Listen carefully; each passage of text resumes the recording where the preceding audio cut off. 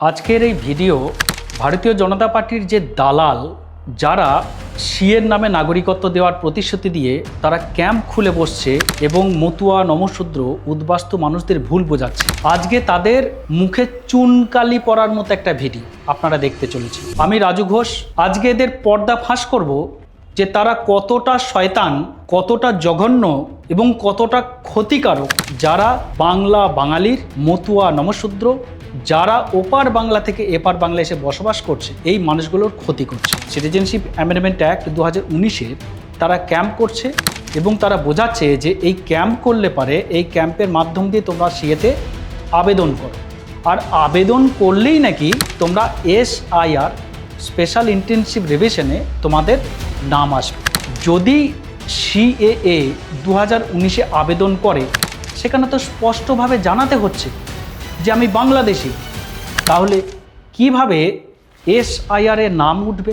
যিনি নিজে স্বীকার করছেন আমি বাংলাদেশি, আমাকে নাগরিকত্ব দেওয়া হোক বা আবেদন করছে, তিনি কিভাবে SIR এর নাম তুলবেন? আমার কাছে একটা আইন রয়েছে, ভারত সরকারের একটা গেজেট, যার GSR নাম্বার 685E।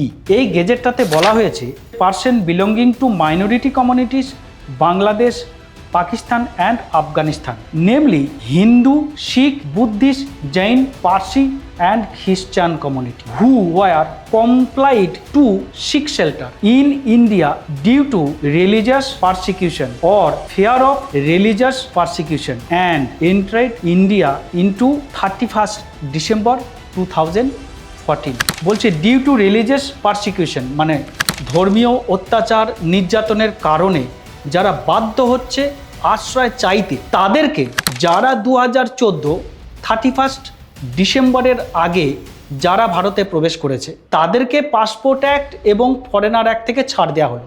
কিন্তু সমগ্র বিজেপি সমাজ, মতুয়াদের একাধিক MLA মন্ত্রী, শান্তনু ঠাকুর, অসীম সরকার, তাদের একাধিক দালাল যারা বিজেপির থেকে পদ পেয়ে টাকা খেয়ে, তারা বলছে যারা আশ্রয় নিতে বাধ্য হয়েছে 2014 31 ডিসেম্বরের আগে ভারতে এসেছে, তাদেরকে পাসপোর্ট অ্যাক্ট ফরেনার অ্যাক্ট থেকে ছাড় দেওয়া হয়েছে, অর্থাৎ সিএতে সকলেই আবেদন করতে পারে।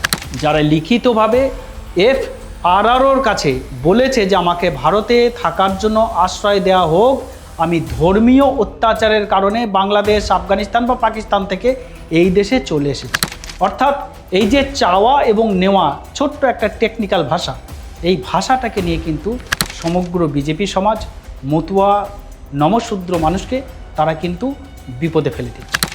নমস্কার, ভালো থাকবেন, আর এই বিজেপির দালালগুলোর হাত থেকে সাবধান থাকবেন।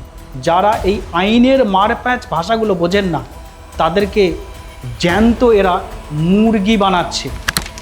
বেশি বেশি বাংলাদেশি প্রমাণ করতে পারলে এরা অর্থ পাবে, এরা পদ পাবে, এরা MLA হবে, এরা মন্ত্রী হবে, আর আপনি হবেন বিদেশি।